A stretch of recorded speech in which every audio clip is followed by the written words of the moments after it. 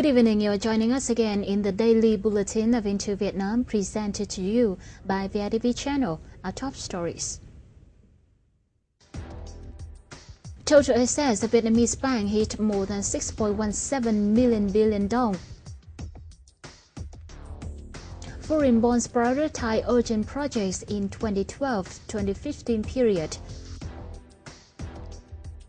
And more IPOs in December is expected to boost Vietnam share supply.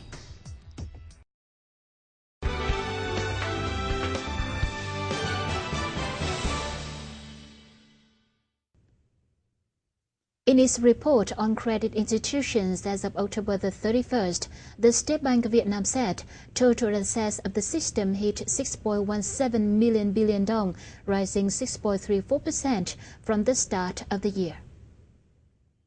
The system charter capital experienced a slight fall from the previous month. The ROA of the banking industry hit 0.51%, when the ROE stood at 5.49%.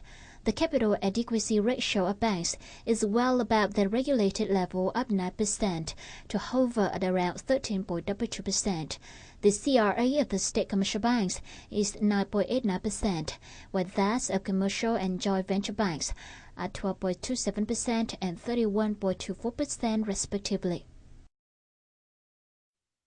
The government office has made the final announcement on the use of sovereign bonds in 2012-2015 period.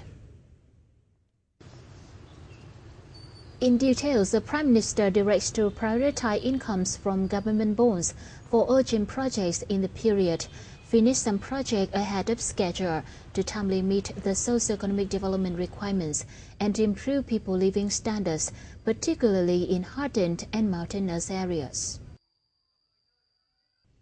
Vietnam's share supply is expected to be strongly boosted as more IPOs will be launched in the very final month of the year.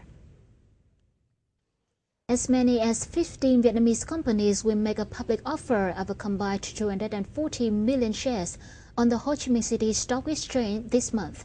The initial public offerings include 129 million shares from PetroVietnam Camel Fertilizer Corporation, a subsidiary of the State Oil and Gas Group PetroVietnam, and 60 million shares from seafood exporter Sea Products. IPOs and listing involve two separate stages in Vietnam. In its working session with the Finance Ministry scheduled later this week, the Eurocharm seeks to update the latest taxation and custom policy and propose 5 issues of concerns.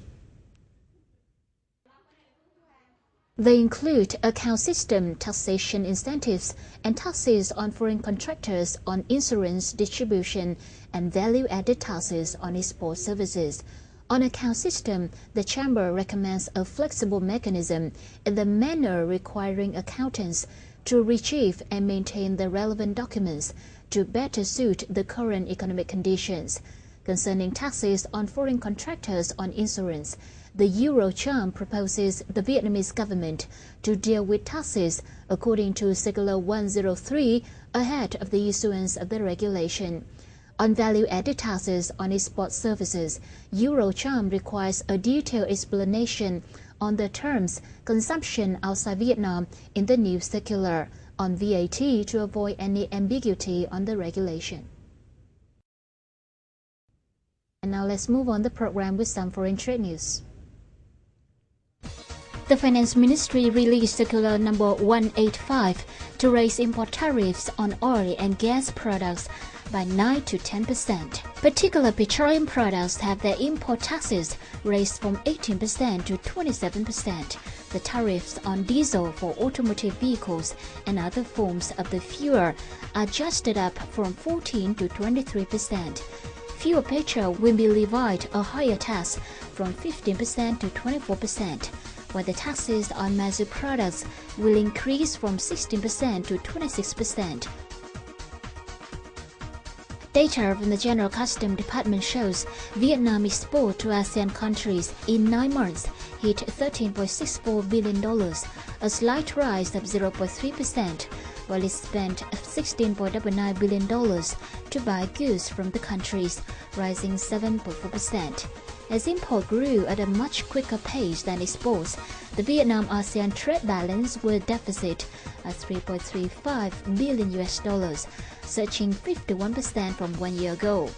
ASEAN is currently the biggest goods supplier for Vietnam and the third largest export market of Vietnam after the United States and European Union.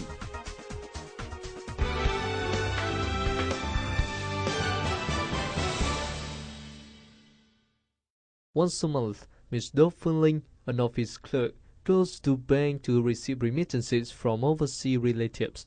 She said, to unofficially transferring money is easier, but not as secure as transferring through banks. Khi mà mình phải sử dụng các dịch vụ khác ở bên ngoài thì là không an toàn. Nói chung là tôi không thích, mà người thân của tôi cũng không hay tin tưởng lắm, bởi vì là mình cũng không biết được là họ chuyển như thế nào, mà nhiều khi là nhỡ họ có chuyển đi đâu đó hoặc là mất bao nhiêu thời gian là mình không vấn tin được. Nhiều khi là mình muốn kiểm tra được này khác là mình không có thể là họ cung cấp thông tin cho mình được, rất là thiếu an toàn. Đấy thì là mình tin tưởng dịch vụ ngân hàng hơn. Before, bank's transaction cost was quite higher than the unofficial markets, but now they have reduced fees to attract customers. At the current, the cost for sending remittances at bank is quite low, ranging between 0.03% to 0.05% of the item, and cost for receiving is about 0.15%, even none at some banks. Nhất là chuyển tiền rất là nhanh. Đấy, chỉ có là ngày hôm trước, ngày hôm sau là tôi có thể ra nhận tiền luôn. Thứ hai nữa là tôi không phải trả thêm phí gì cả, để là có thể nhận được toàn bộ cái số tiền. Trước hết là cái hệ thống thanh toán và các cái dịch vụ của ngân hàng cũng liên tục được cập nhật và nâng cấp, đổi mới. Nên cũng rất là tiện ích cho những người có nhu cầu về chuyển tiền, kiều hối nói riêng, cũng như là thanh toán chuyển tiền trong và ngoài nước theo các quy định của pháp luật. Thứ hai nữa là trong lĩnh vực kiều hối thì chúng tôi có một cái công ty chuyển tiền toàn cầu. Công ty này hoạt động chuyên nghiệp và chuyên trách trong cái lĩnh vực mà khai thác các cái thị trường về, trước hết là chuyển tiền kiều hối từ nước ngoài về Việt Nam. Và tới đây chúng tôi sẽ nghiên cứu để có thể làm tốt hơn. Một mặt là làm tốt cái dịch vụ này là cái hoạt động chính, nhưng đồng thời có thể cung cấp các cái dịch vụ thanh toán cá nhân cho các cái khách hàng ở cái phân khúc đó. Market share of official money transfer is gradually increasing. However, the most crucial thing is to use the remittances in the most effective way to serve the manufacturing process of the economy. Các ngân hàng thương mại phải tăng cái năng lực cạnh tranh bằng cách là tạo ra các cái sản phẩm và một cái kênh đầu tư cho các cái dòng kiều hối. Tại vì là cái kiều hối về nước mình chính là một cái kênh đầu tư. Khi chúng ta xem xét nó là một kênh đầu tư thì chúng ta sẽ có những cái sản phẩm, những cái dịch vụ và thu hút nó về. Đấy, chứ thay vì mình chỉ nghĩ đơn giản là cái dòng tiền họ chuyển về trong nước. This year's remittances is estimated to be $12 billion, up 20% compared with last year. Effectively developing the resource potential is very important to spur the economy. And now before we go, let's check out today's local gold prices, forex and stock market.